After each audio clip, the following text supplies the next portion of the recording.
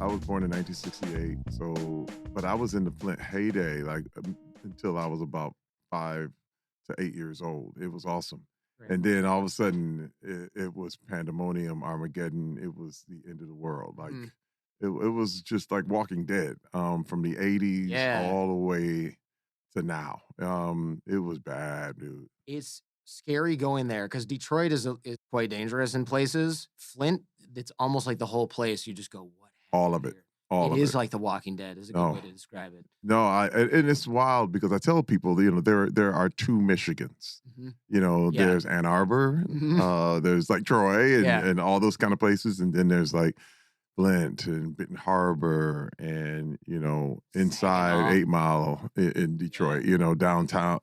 Downtown now has come back, but for downtown Detroit, Mhm. but it's just always been like, I went to Interlochen, which was one yeah. of these beautiful. It was the first time I ever saw the other side. Like a fancy music camp for people. I guess, is that a good way to describe it? Yeah, Fancy music yeah.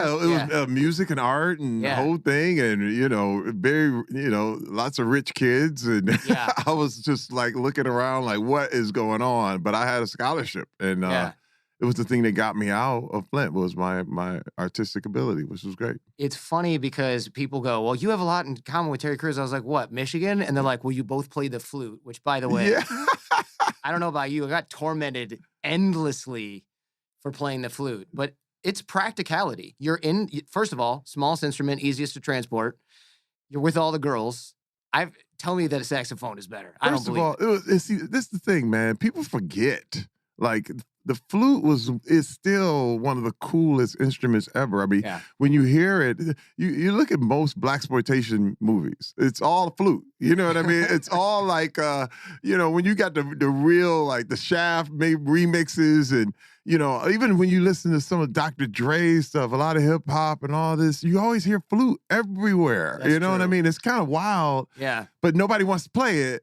But it's everywhere. And I'm going, dude, I'm not playing around. Like, I realize what's cool, and it may not look cool, but I love being a flautist. Flowers, And yeah. it's always been one of the coolest things to me. And I had an uncle who taught me how to do it. And I was like, and I just held on to it. Sometimes I just pick it up and start jamming when I get the mood, and it's all good. Really? I was wondering about that because I saw I don't want to say gag, but kind of like that moment on AGT where you go out there and play the flute with the dude who everyone was kind of like, come on, man.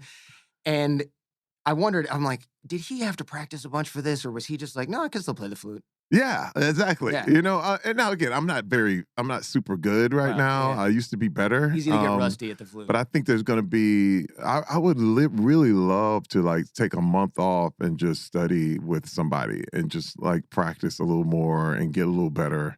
It's always good to pick up the things. You got to understand something about me. Like everything I'm doing now, I did when I was 10. Really? And I realized never stop doing, I just never stopped. From workouts to drawing to, I hosted my high school talent show. Everything I do, I just realized I just don't want to quit. And for me, there was always this pressure to like, hey man, grow up, give that up, because you got to understand in Flint, it was like, whatever you really wanted to do was viewed as bad. Like, if you wanted to go get a job, it was always like, okay, give up your dreams now, Yeah. and let's get serious. Mhm. You're not supposed to have fun when you work. I said when I was really, really young that I was just going to do whatever I loved, and that was going to bring me my money. Like Wow. whatever. Now, if that's a little bit of money, Yeah. fine. If it's a whole lot of money, great. But I'll never really worry about the outcome. Like, just do what you love, because doing something I hated is torture. You know what I mean? For And sure. I just Yeah. realized because I had a couple of those jobs where I remember in college, I worked at a refrigeration company and just uploading stuff in the factory and restocking the shelves. And I was like, how can people do this for like They have to. 40, 50 years? How can you do it? I mean, Imagine your it's back good after for 40 years. college. It's good for a summer. Sure. But oh my God, I mean, I was working with people who had been there 30, 40 years. I was like, I was like, that's not going to be My me. back hurts just thinking about Oh, unloading refrigeration oh, units for 40 years. well, yeah, wait, they made me put them up on roof. So like I had to carry them up on a ladder. This is like OSHA wants a word. Oh no, there was no OSHA back then. It was like get that big football player brother to go do it, you know? Oh my God. I heard you say that my whole life is bonus points. Coming from Flint, Michigan, everything I do now is gravy and more than anyone expected. From Flint, expectations are very, very low. And you're right. It's not a place where kids grow up probably incredibly wanting to be in movies. It's not. I would imagine somebody would go, well, you can be anything you want. And you're like, I want to be an actor. And they're like, now hold on. This is Michigan and it's Flint, Michigan. Not going to happen. Hold on. What you just said actually happened. Really? You have to understand, we would get people we would have these assemblies at school. Oh, yeah. You know what I mean? Yeah, and it would be like, you can do anything you want to do. And we would go, yay. But see, I would always take it to heart. Like I would be the kid that would go up to that same person once the assembly was over. Mm-hmm. And I would tell them, I was like, listen, I want to do this, this, this, and this. And they were like, what the hell makes you think you can do that? I was like, you did. That's so sad. You just said we could do anything we want to do. And they were like, oh, well, I didn't mean that. Yeah. And you within reason. And listen, man, I realized I was like, I got tired of that kind of pep talk. I was like, I'm going to start putting this to work. Like, I got to prove that, first of all, if it's going to work, if you have to try it in order for these things to work. So, let me just see if these things, all this stuff you're talking is going to happen. And I just decided to try everything I wanted to do. It's gotta be really disheartening to come from a rough place, have somebody give you a pep talk like that, and then you find out that they really didn't mean it. Oh yeah. That's worse than just not having the talk in the first place. That was the conundrum. In Flint, there were the problem was it was a lot of adults who didn't believe that there was a better life either. You know what I mean? It was one of the things to say, but they would always look at us like, "We poor kids, you're gonna come off worse than we did." Yeah. But I was an optimist, man. I have to say I still am. I'm an eternal optimist in regards to just I like, the positivity. I like being around people who think about dreams and really go after it. You know what I mean? It's the thing that what I call it. It makes my baby jump. Okay. But I've also been around the other side, and I watch things get worse and worse and worse when people just complain and people whine and when people get cynical. I've watched them go into the toilet, and I was like, the way you're speaking, I don't even understand how you would think success would even be an option for you. You know what I mean? And more than likely, when they do talk this way, I've always watched it when things didn't work out and niggas say, "I told you so." It's like, yeah, well, I mean, you predicted it. I've always been willing to go against the grain that way. It seems like America's Got Talent's probably a pretty good place to be around people who are going for their dreams. Because you get people up there who are really talented, and even the delusional ones are still like, oh, well, I'm trying. That's what, these are my tribe. You gotta understand, Yeah. everybody on America's Got Talent is my tribe. They've been told time and time again, you're never gonna make it. Don't do it. You're wasting your time. Get a real job. And I'm like, hey, man, this is our house. You know what I mean? This is where you can make it happen. In fact, the crazier and sillier these guys are, the more I love them. Yeah. You know what I mean? We have a guy named Seth Word who's been he's been on AGT more times than any other person. And he comes and he does the most ridiculous things. He dresses like a walrus and jumps off the stage. And I love him. I love him. I'm like, that's the spirit of what you have to be, this kind of like unforgettable person.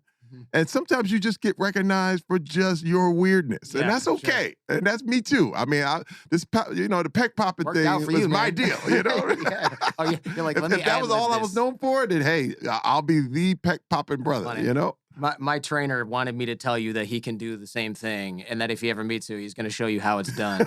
His name is Chad. He's like, tell him. I mean it. Tell him. I'm like, all right, listen, I'll do it. you listen. I get so many people coming to me like, man, look at it, I'm Check doing this it. out. I'm doing it. I'm like, yeah, so good, Yeah. so good. Security. Yeah. uh, I know you had a rough upbringing, not just because of Flint, but because your dad was, he had it tough. And you even Yeah. said that you found out that he also, as a kid, had it tough from his dad. And I mean, not to bring this up, but it is public record now. You Oh, yeah. said I wet the bed till I was 15 because I didn't know what was going to happen every night. I'd wake up screaming, glass breaking, and I said I got to find a way out. It seems like you were determined to break that cycle.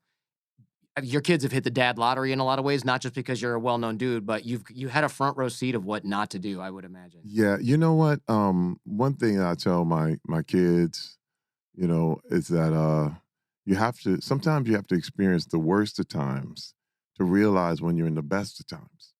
Um, and what I see, because it's funny, because sometimes I have kids, grown adults, and my kids sometimes come at me and they're like, "Oh man, things are suck, and this is not bad," and I'm going, you just don't know how bad it could really be. I said, if you just would understand how bad things could get, you could look at the day today as totally different. You'd be like, wow, this is nice. I have experienced some very hellish just times. And it makes me more grateful because I look around and where I'm at right now and I just go, oh my God. I literally wake up like, wow. When I used to wake up like, oh my God, what is happening? And, it's wild because I see how people can get very, very depressed sometimes, but it's about perspective.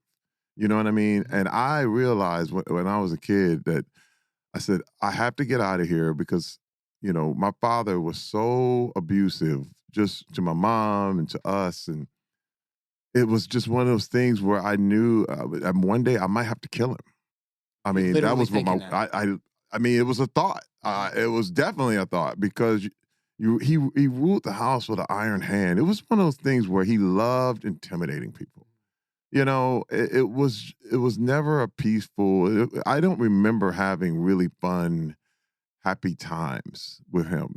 It was just always a gut check about everything. I remember I was 12 and he's like, go change the oil. And I'm like, I don't know how to change the oil. Wow. Go change the oil, boy. And you're like, okay. And I put a bunch of oil in the carburetor. I had no idea how to change oil. But I was like, okay, I'll try to do it with no instruction. And then the car starts messing up. He's like, what the hell are you doing? And it was like, but you never told me how to change the oil. Right. And this is the game. And because the job was to make me feel like an idiot all the time. And that somehow made him feel better. But it's really funny because I realized once you've grown up with that, you see it everywhere. I bet. You see it when people are obviously trying to test you in something you have no clue in. And then when you don't know it, oh, I do. And you're like, all right, okay. Yay, yippee, you get the cookies, But it's funny. There was a guy I came to, he's like, I remember we were trying to get something to eat, and he was like, so which restaurant you want to go to? And I was like, yeah, Billy's. He's like, oh, you like that? And I'm like, man, just listen. I like whatever I want to eat. It was always a challenge and always a test. And where I grew up, it was like that.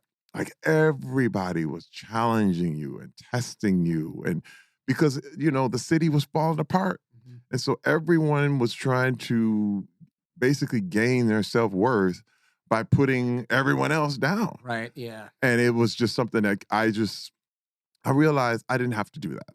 I realized, in fact, how about trying to build people up? How about supporting some people who really want to go for something? And let me tell you, it's been an amazing thing for me because I almost picked up a lot of the bad things that my dad had. Like, it's weird. You try to avoid these things, but you don't know any other way to be. I mean, I would definitely call myself a toxic male at one time because it was, playing in the NFL, my time over there, it was really all that was major gut check time where everyone was testing your manhood, and then you had to be more manly than the other guy.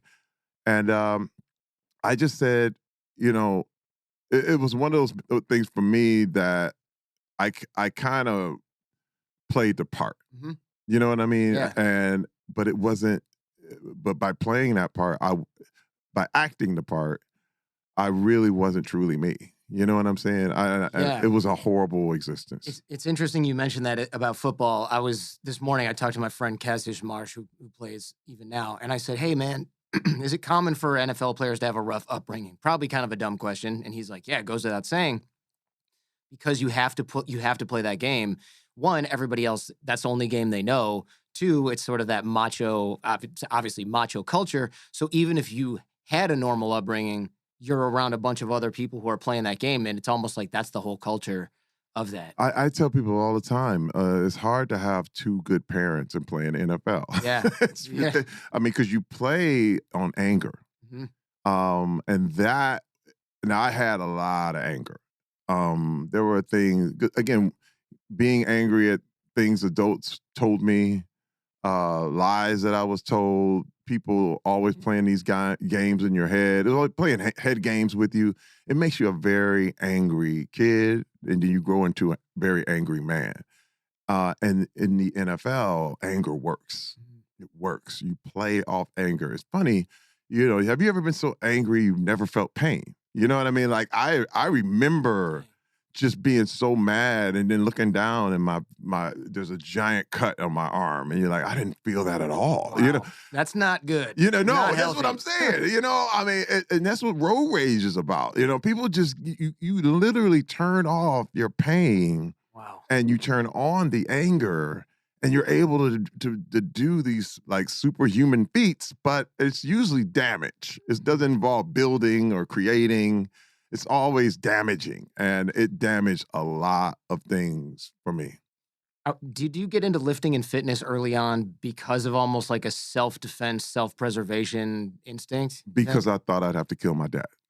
I mean, he was a big guy, Yeah. and it was a self-protection. You know, I knew I would have to kind of build my shell. Mhm. You know, it's Yeah. the street was hard. I mean, as I watched, and also with Flint getting crazier and crazier by the minute. You gotta understand, you know, that crack epidemic was horrifying. And then there was the demise of the auto industry, which was a double whammy. So people went straight from working in the factory into being drug kingpins. Mhm. Um, and it was a lot of violence. You know, that's the thing. I'm sure that's why your parents told you Never watch go out to for Flint. Flint, Yeah. because Flint what literally led the nation in murders per capita for years. Yeah. You know, Yeah. it was just out of bounds. Like I knew friends and had people I knew, and they're like, "Oh, he's dead now." You know, he got murdered last weekend, and you're like, "What?" And it created this hyper real. It's just very hypersensitive world for me, and lifting was my thing where okay, if I ever get jumped or if I ever get attacked, I got to be able to do something. I remember me and my brother took a karate class one time, Mhm. and the teacher had his kids beat us up. What? I'm just telling you the That real, is man. ridiculous. I know. This is again. What? You're talking about some rules that are like they're like feudal rules. Like this place was like Genghis Khan and the kingdom of like some crazy Game of Thrones stuff. I can't. This is before lawsuits were as ubiquitous. Oh I yeah, guess so. yeah. I mean, we would go down to his basement, and his kids they were a little older than us, me and my brother, and their whole job was to kick our ass. Wow. And I was like, I don't want to do this anymore. When I did we remember- learn how to defend ourselves? wait, we didn't know anything about karate, and Yeah. they did. And they were like, this is good, how you're gonna learn. So I was like, so we're gonna come down here every Saturday morning and get beat up. I was like, nah, that's all right. I'll just go to the gym. Yeah. And that was my It's a thing. good choice. Yeah, it was a very good choice. My God, It was crazy. I never had the dad was mean as hell. He was meaner than my father. Yeah. And I was like, oh Lord, this is I bad. feel bad for those kids though. Imagine. I growing up like wonder. that. I often wonder what happened to those kids. Yeah. I have no idea. I walked years ago, like 10 years ago, I walked past you on Hollywood Boulevard and you had I'll call it resting Terry face. You were thinking about something else. I was like, whoa. And my friend goes, don't worry, it's Terry Crews. I was like, okay, cool. Because you were like looking off in the distance, probably who knows what happened that morning. And I was like, oh yeah, let's not say. You know what? This is the thing that, and I'm gonna tell you what's so amazing. That is made my career. This resting face is very, very like, I don't know what it is, but ever since I was a kid, people were like, "You okay, man? You all right? You all right?" I'm like, "No, I'm just thinking. I'm okay." But I have a face that's very like, you know. It was sunny. You're squinting and a little. then when people are like, "Okay," and then when I smile, they go, "Oh, hey, oh, wow, he's so nice. Oh, so good." And you got to understand, like, that's my whole career. Yeah. The whole career is that flip. Like, from White Chicks to any movie you've ever seen me in, it's always been like, oh, wait, the first movie I ever got was, one of the movies was a movie called Friday After Next, where I played this crazy ex-con who tried to rape Cat Williams. It was, it was really bizarre, okay? It couldn't be made today, by the way. But because of that face, Ice Cube was just like, "Hey man, you're the dude." But I knew that I was a flute playing artist. You know what I'm saying? Mm-hmm. But it's one of those things where as long as I didn't smile, they were like, "Oh man, I could have had a career as this straight badass kind of guy." Yeah. But I never wanted to do it. I remember, like, they were like, "Man, you know, you got to take some more karate lessons and you can be the next action guy." And I was like, "Yeah, but I like being funny. I love making people laugh, and I love bringing that joy and stuff." And I got a job being this intimidating guy in a movie called Malibu's Most Wanted. Oh yeah, with Jamie Kennedy. With Jamie Kennedy, yeah. But this was the thing. My job was to be like this super intimidating, but I kept making jokes and doing funny things. And the director was like, "Dude, do this again. Do that. Wait." He started pulling me out to the front. And what was so great is that I got to take the comedy route, which I had all to myself, which was a thing where, as a big guy, you know, who looked like me, it wasn't very, you know, I was all by myself. Like, they were like, "Dude, he's funny." Like, and back when I started, they had a rule where they said muscles weren't funny. Like, it was weird because Joe Piscopo got all built up and then they kicked him off Saturday Night Live. You know, and everybody was like, "Okay, you got to stay, you know, dumpy or Jack Black, or don't try to get in shape. It won't be funny." And I realized that I could make fun of this masculinity. I could make fun of this hyper toxic guy that was, and really kind of turn it on its ear. And, you know, it's funny because a lot of my roles have done that, from President Camacho and Idiocracy to even Old Spice commercials. I was going to say Old Spice, you know? Expendables. Yeah, Expendables. Expendables is like perfect mix of that, right? Because you're an action hero, but it's also like, remember this shit on Christmas. Well, you know, and it was so funny because this is one thing I love about Stallone. Stallone, he is so wonderful. He wants to be a comedian. Like, he has jokes for days. But he's like, "But they won't believe me. Like, you know, I'm doing the jokes, but they want to see me killing people. So I'm going to give you the jokes." And that's what he did. He was literally telling me, "Terry, I want you to say this. I want you to say that."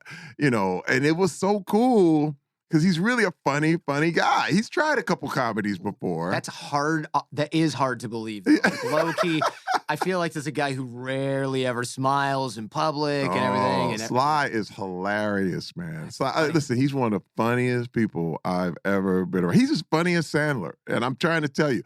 But as soon as he turns it on outside, he's like, back to, you know, Sly, you know. Way more intimidating than Sandler. Regardless, I would imagine Sly's funny mode is still scarier than Sandler's scary mode. Yeah, well, Sandler has no scary mode. That's true.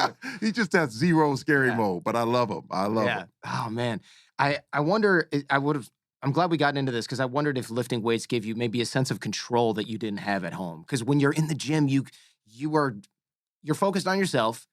It's too hard to pay attention to the outside world because you're pushing weight above your head and trying not to let it fall on you.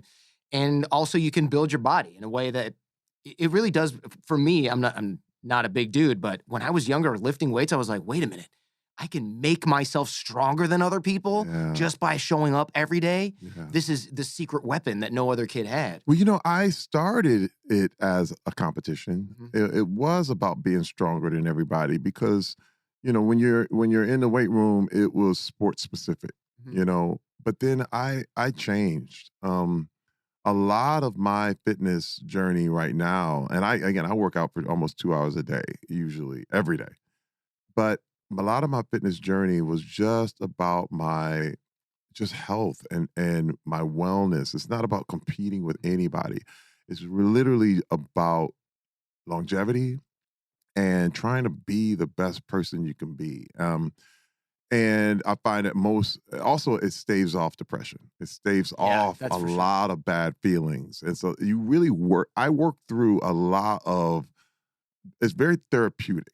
Yeah, is when you know what I mean? I work through a lot of disappointments. I work through a lot of pain. I work through a lot of my life problems in the gym.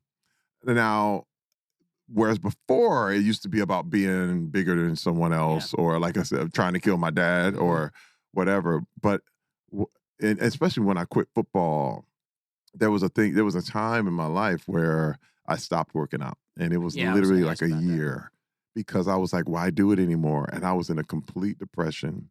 And it was about I first moved out to LA, and my wife came up behind me and pinched my back fat. And as a Yeah. man, we don't we think we're always the same, you Yeah, life know. comes at you fast. Yeah, Yeah. and I was like, "Whoa, what are you doing?" She said, "Oh, it's cute. You're cute. I love you, honey." I was Yeah. like, "Oh my god, don't you ever touch that again!" like I didn't even know it was there. And then I realized, wait a minute, um, why am I not taking care of myself? Mhm. And this is where the workout works because it's all about self care. It's literally you taking care of yourself. Um, and this is the essence, I think, of what being a man is. I mean, like literally, it's about taking responsibility, but you have to take responsibility for you. You can't take responsibility for anybody else. It's Mhm. not about you controlling anybody else, whatever. It's like in the weight room and in your learning and in your and just your path, you have to take control of what you can take control of. And it starts in a gym. And what I do is I put podcasts on, What do I you read listen to? books, I read, like Tim Ferriss and Oh, sure. all that stuff. But also again, I put tons of like self-help books, therapeutic books, books that just really help me while I'm lifting.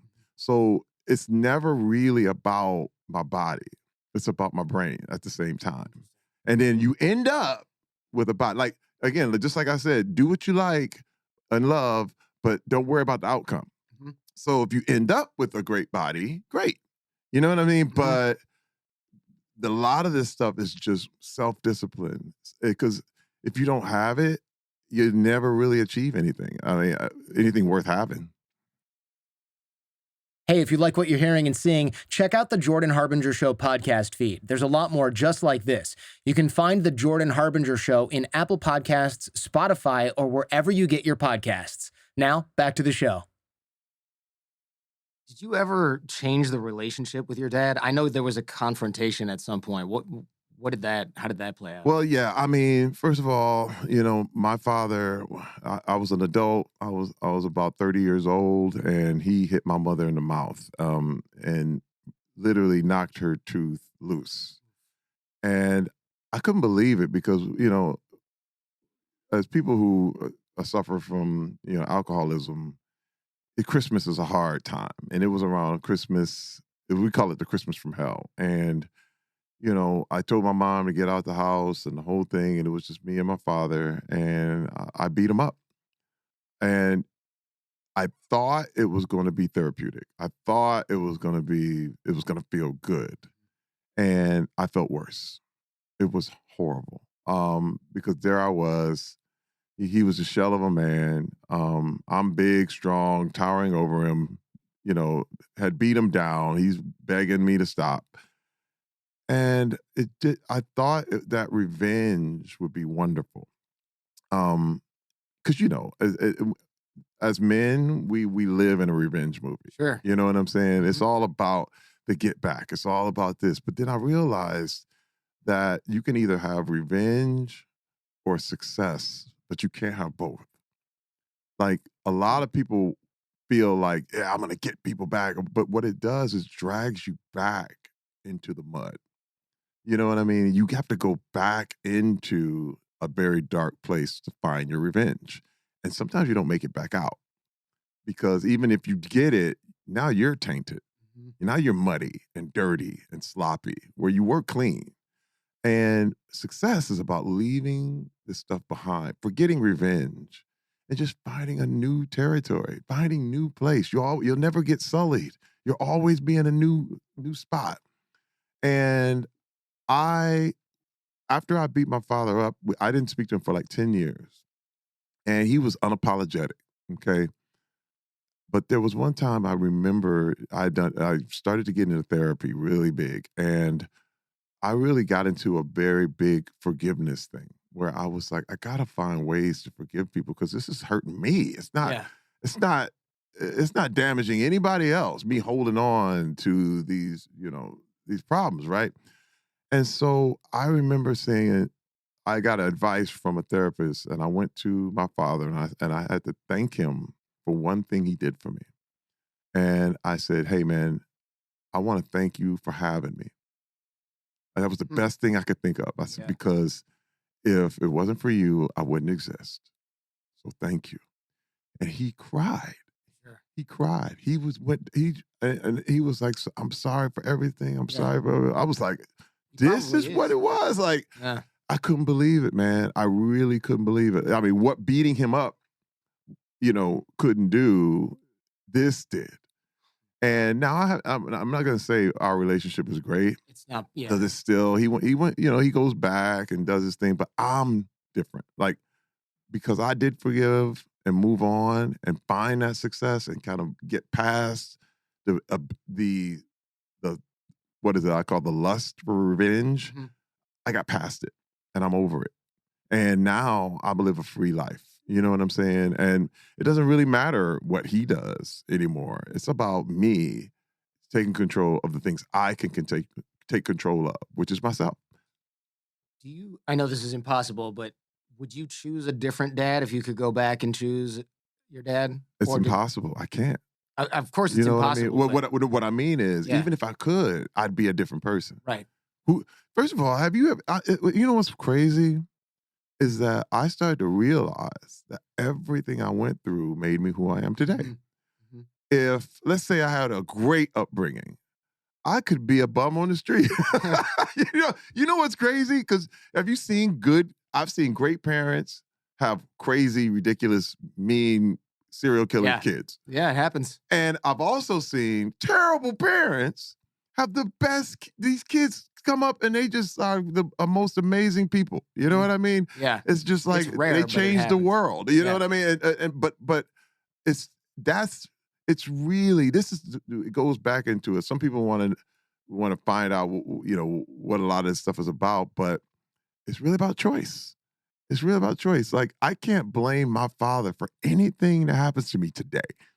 You know what I mean? Like, oh man, my dad was mean, and so that caused me to not be. Now I can't go to work. That makes no sense. It makes no sense. My kids can't blame me. The adult ones can't Mhm. blame me for anything that happens to them today, because they're responsible for their day. As You long as they know, know that.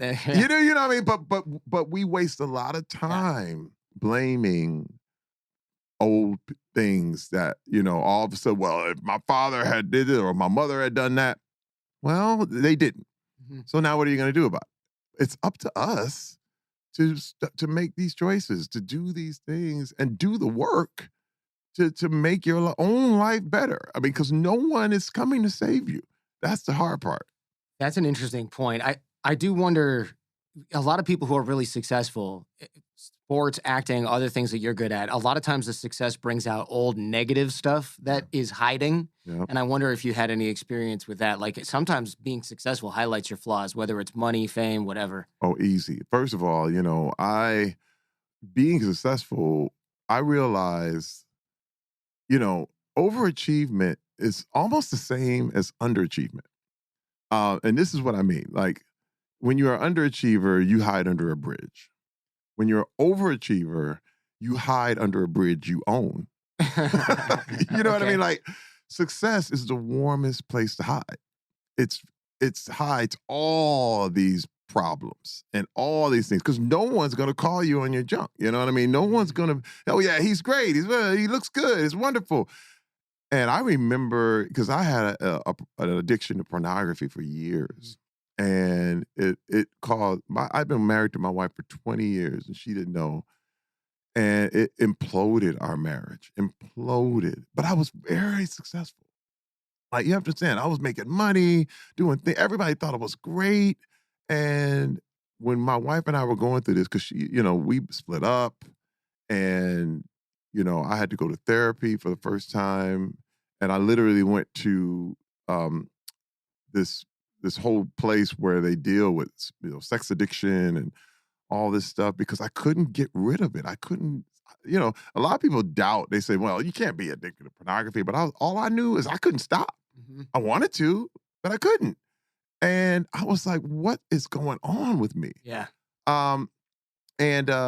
But people were still like, Terry, you're great. You're fine. And I'd watch my wife, roll her eyes like, oh, I know a whole different dude. Yikes. And that was the thing that hit me, man. I was like, wow, man, there's a level of success that is really internal. You know what I'm saying? Where it's really like when I can look and be proud of who I am. But this was the thing, I wasn't. It was an image. It was something that I had built up where it was this image of Terry Crews that was so beautiful and so wonderful. But deep down, I knew that I was a jerk. I knew that I wasn't doing the right things, Tough realization to come to, I would imagine. It's hard. Oh, no. It's the hardest. But it's necessary. Yeah. And I rebuilt my whole life, man, from the ground up. It had to all get raised, and we built it together, me and my wife.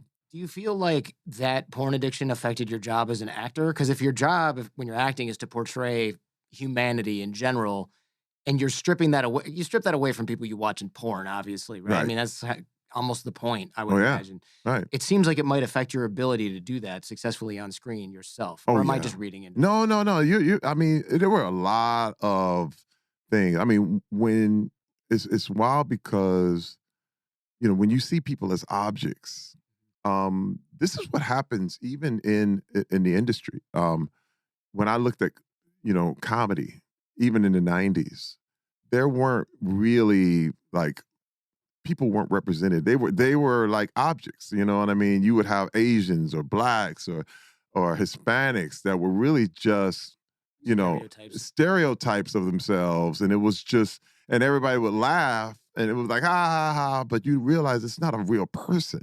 You know what I mean? It does the same thing pornography does, where it was just, yep, just body parts, but, I don't really care about how you feel about any of this.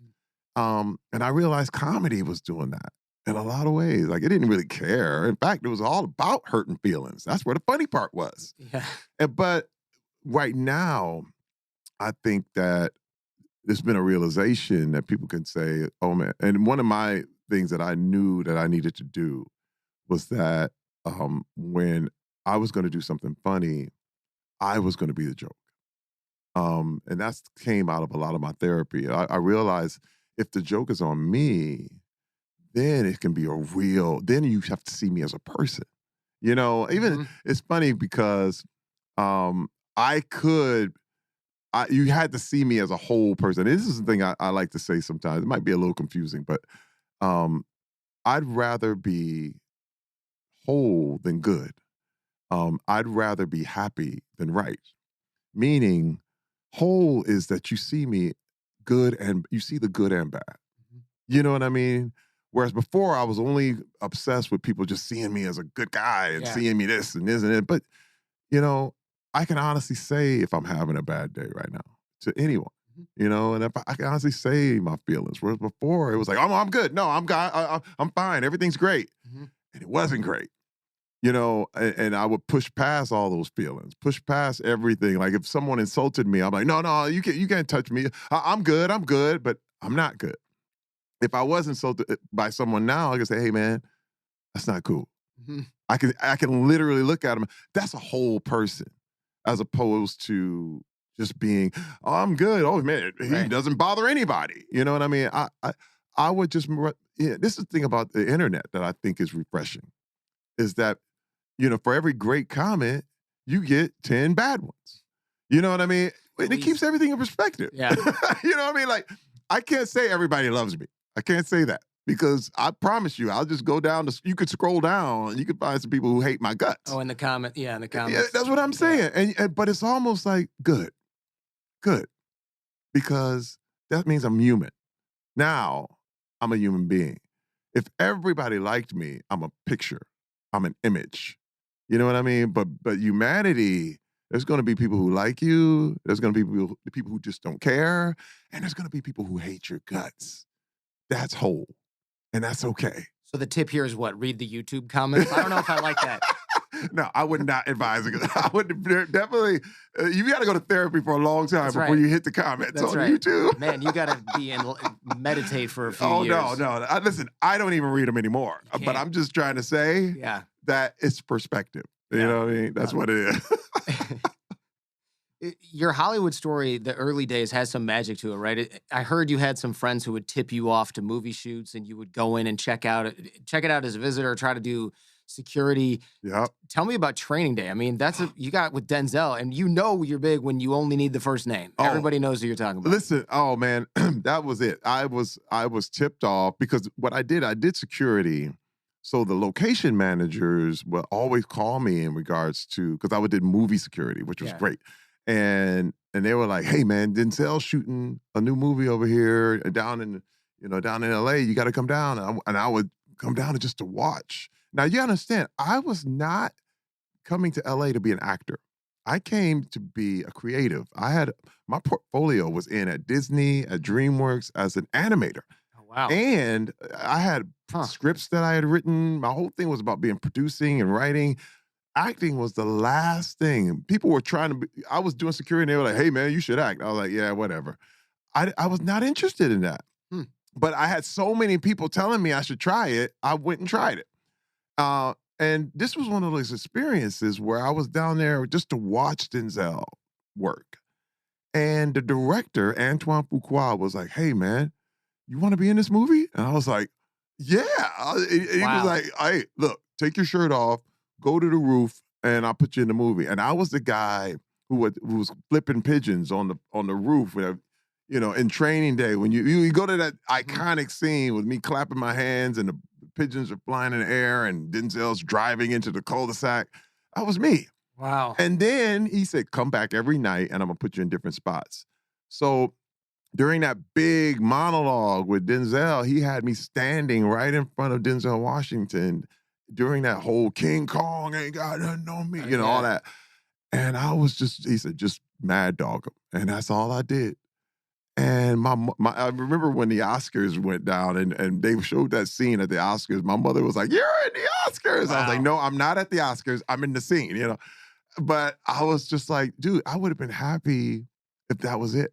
I really would have been happy if that's all the acting I ever got a chance to do, because I love entertainment, love it. I mean, if you're going to have one go at it, being in a movie with Denzel Washington is a good go. Oh, yeah. You know what's so funny is years and years later, I ran into Denzel at an event, and he was like, man, I'm so proud of you, man.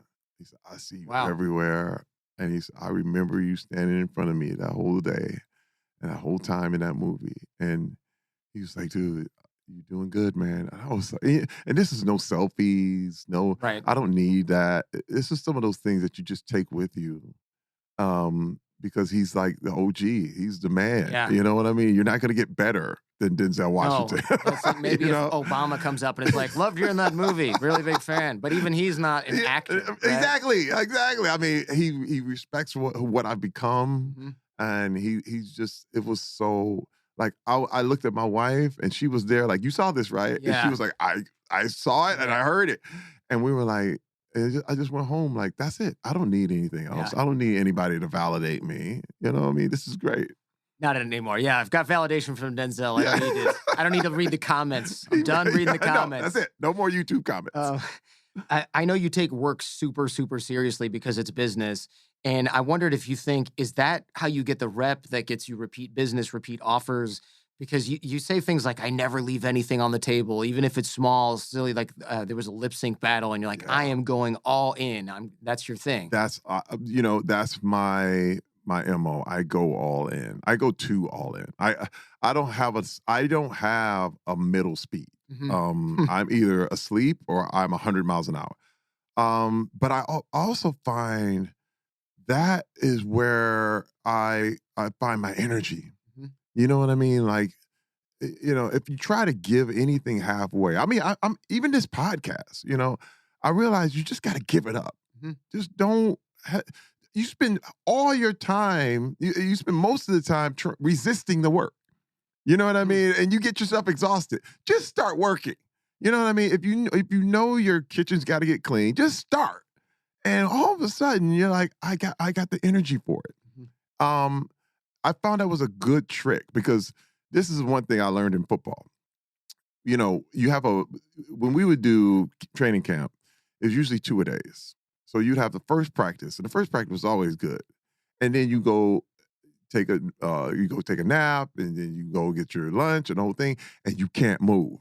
Literally, you're in the bed and your body can't move. You are sore. You're like, oh my God, you're going to be running full speed in 20 minutes. And you're like, but I can't move.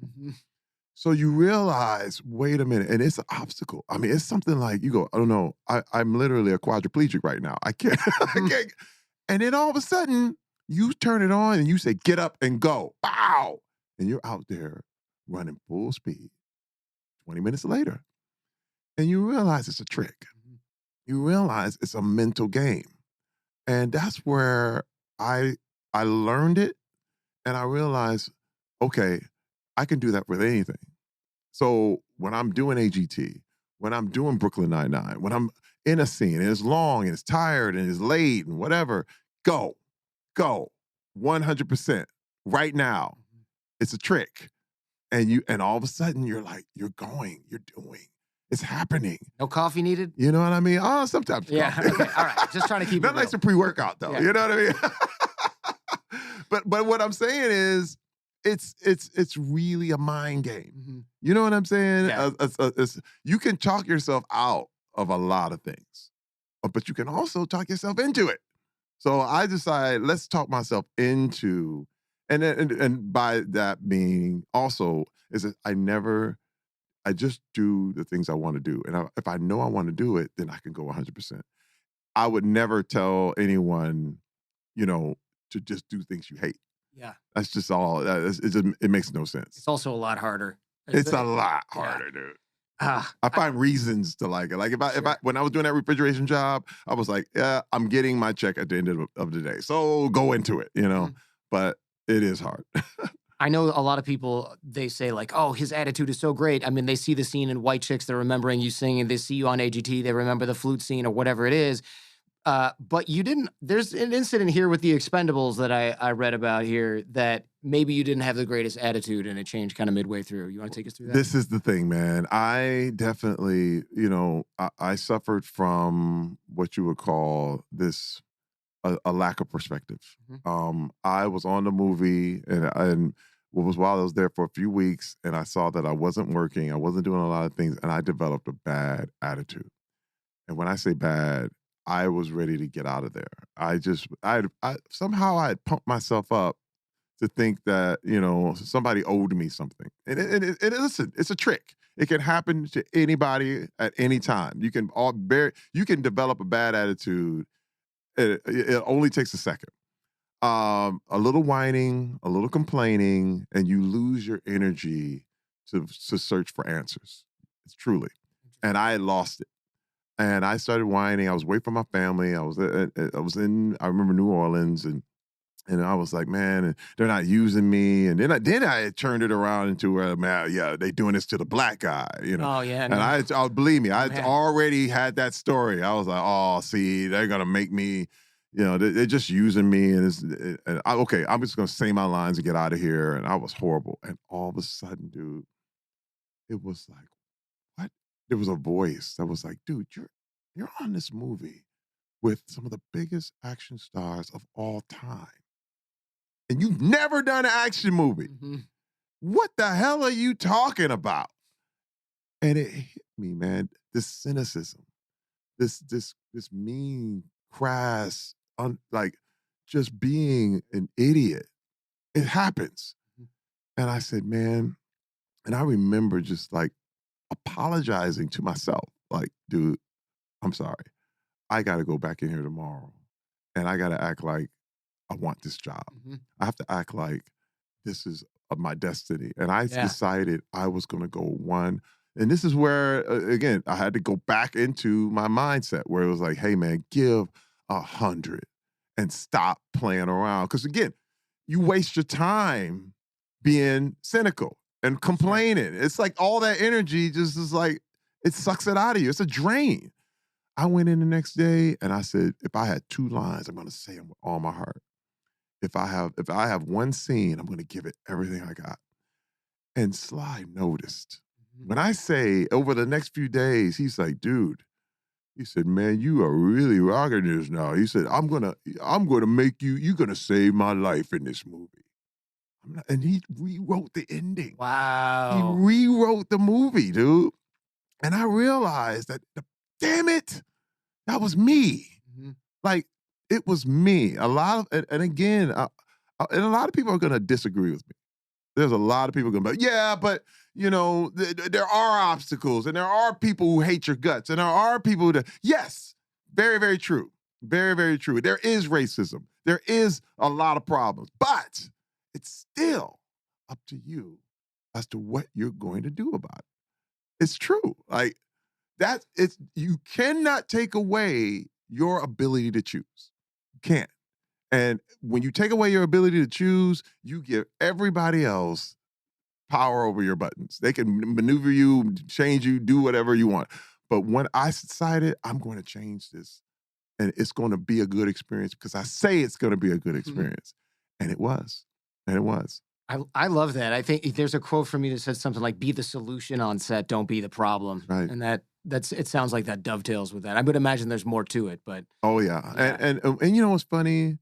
Even about that whole thing and the way it ended, you know, I had the producer, Avi Lerner, threatened me when I sued William Morris Endeavor for the agent when he accosted me and basically, you know, sexually assaulted me. And he said, we're going to kick you out of Expendables 4. Oh, man. And I was like, fine. Okay. And that's when I knew it was okay to let go. You know what I mean? I was like, no, because I don't want to do it anyway. I was like, this kind of behavior was going on too long. And I knew I could. It was one of those things where I knew I didn't have to change my attitude and make sure that I could do Expendables 4 and all this stuff. I realized that, wait a minute, I also have to be able to give myself up to people who actually respect me, which is another thing too. That's interesting. The sexual harassment stuff, you've talked about it before on Breakfast Club and stuff like that, but just very briefly, somebody just, what happened? Well, the head of the motion picture department, which was really crazy, of William Morris Endeavor, this man, he's like, he's everybody's agent. He was Eddie Murphy's agent, Sandler's agent, the whole thing. And this dude comes up to me and grabs me in a party. I'm at a party with Adam Sandler. He grabs me in my privates, right? Like and I jump back like, hey, man, what are you doing? Yeah.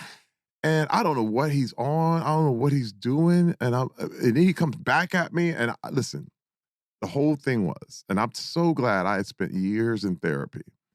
Because remember, I had already been learning about this revenge versus success thing. I see, yeah. And I realized if I knock this guy out, which I don't think anyone could have doubted my ability to do that. And nobody would have blamed you for that. Like, what did you do? He grabbed my junk. Oh, but this was the thing. But this is the problem. I don't think anybody would have believed me if I'd have told everybody he grabbed my junk. Oh, really? You understand what I mean? If I had already beat him up. That's a good point. Oh no, I was the only black man in the whole event. So and I weigh 240 pounds and I'm extremely muscular and people thought, oh, that's Terry Crews been waiting to snap. He's a bully. Right, right. And I realized that this would have been something that could have set me up for a bad, bad ending. Yeah. And so I went right to him. I went right to them the next day, and I said, "Hey, man, your guy was out of bounds." And they told me everything was going to be handled, and it wasn't. Then I went right to the head of William Morris Endeavor, Ari Emanuel, and I was like, "Dude, what are you going to do about this whole situation?" He was like, "Can't do nothing." Like, "That's it." And I was like, "No, there's not. What are you talking about? We're going to suspend him, and he's going to lose his title." I was like, "No, man, you can't work." I said, "How are you gonna? I've given you millions of dollars." Mhm. I was like, "How are you gonna molest the clients?" Yeah, I that's was like, "Are you insane. serious? Like, you really gonna put this guy back?"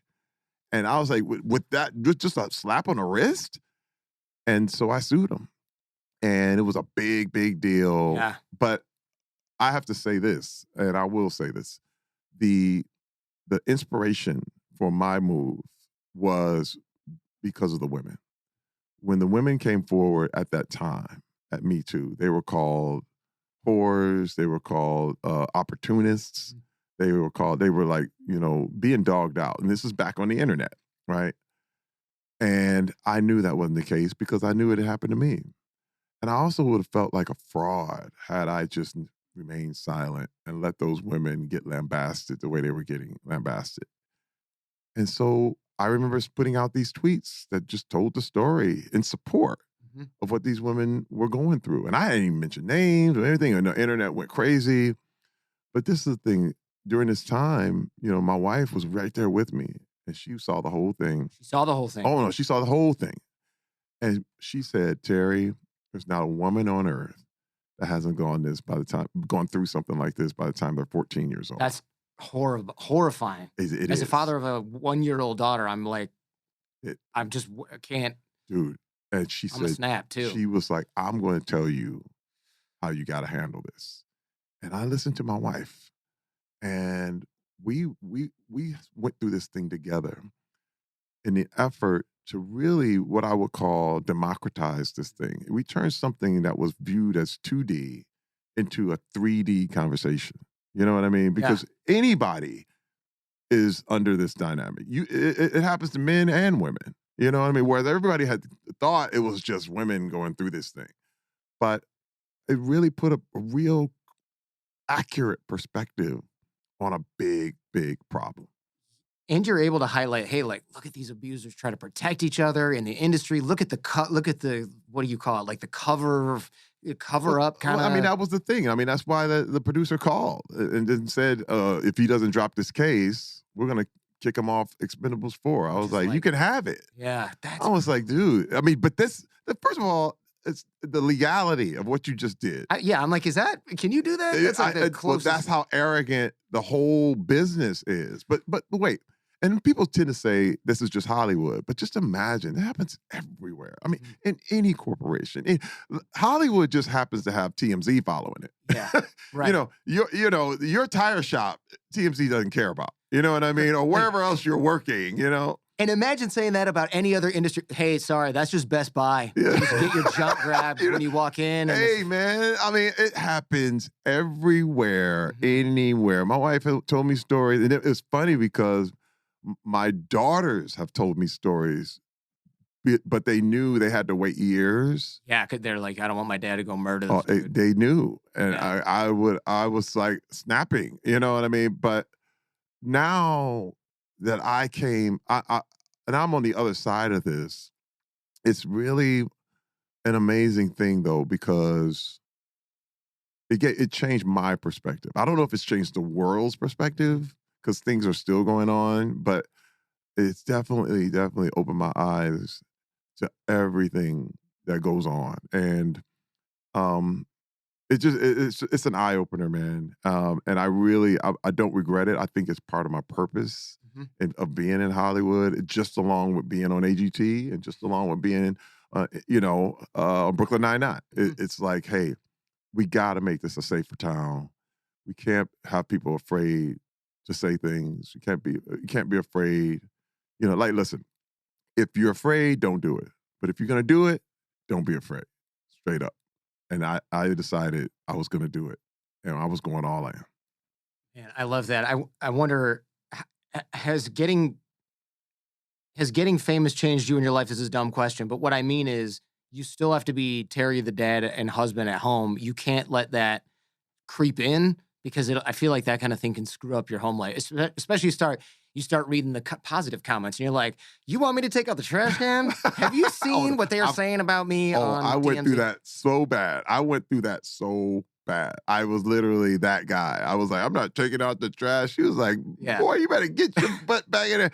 And but now, believe you me, I mean, like I said, when I say success is the warmest place to hide, it's one of those things where your family, you can't hide from them. Mhm. They know who you are. They know. Every time someone would say, he's so wonderful, and my wife would roll her eyes. So, that hurts, though. You know, or my kids would look at me like, yeah, but you lost your temper over. I'm like, shh. Yeah, don't tell him. This guy's going to blog about that. Yeah, you know. Don't tell him. And I just realized, wow, man, I can really honestly say that I'm whole I mean, these last probably 10 years, I've been the wholest I've ever been in my entire life. Like, because it's really about my family first. It's really about that and making these stands publicly and also sharing my stories. A lot of these things are not things you had to find out or through some scandal, or I was like, Terry Crews was digging the pornography. We caught him at a porno place. You know, it wasn't like that. It was like me just talking on Instagram Live or Facebook Live at the time and just really sharing my own struggle to humanize me. You know what I mean?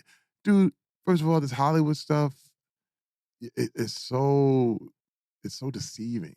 You know what I mean? And it's very, very important that people see me at the grocery store. Or as people see me walking around, they're like, "Oh, you driving a car?" I'm like, "Yes, I am." You know, dude. That's the bar now. You know, people think if somebody is floating you around like you know on a royal throne with four people, it's like, no, dude. Sorry, I'm buying Hamburger Helper today.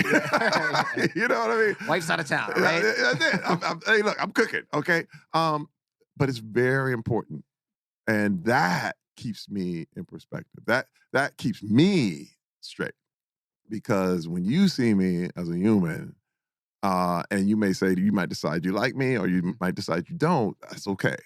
That's totally your prerogative. But it helps me in that I am a real human, and it's very refreshing. I agree. It is very refreshing, and you're very grounded. I know in 2017, you won Sexiest Man Alive from People magazine, and it's like, that feels good, but that recycling bin is not going to take itself out. So yeah, exactly. Still a coin flip on whether you're getting laid tonight, by the way. In fact, it's just funny because that magazine is in the recycling bin. Yeah. Like, oh, that's my wife cute. was like, it's over. You know, that's 2017. You know, it's 2023 now. Where are you, buddy? Yeah. What have you done for me lately? Yeah. Man, I want to be respectful of your time. Thank you so much for coming in. We all got to smell that Old Spice. Really appreciate it. I'm always wearing it too. Yeah, it's so good. Yeah, I love those guys. Yeah. Jordan, it's great, man. Thank you so much. These are awesome questions. Thanks for checking out this entire episode of The Jordan Harbinger Show. If you're interested in exploring this topic further, check out the Jordan Harbinger Show podcast feed.